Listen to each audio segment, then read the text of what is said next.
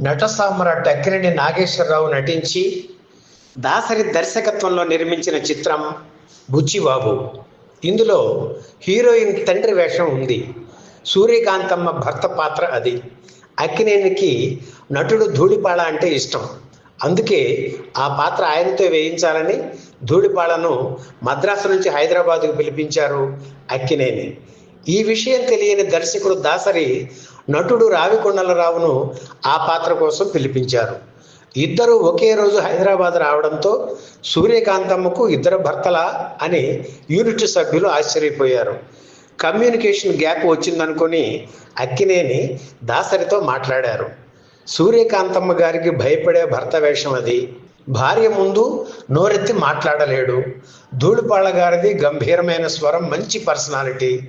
ఆ పాత్రకు రావికొండలరావు సరిపోతారు. అందుకే ఆయన్ని పిలిపించాను.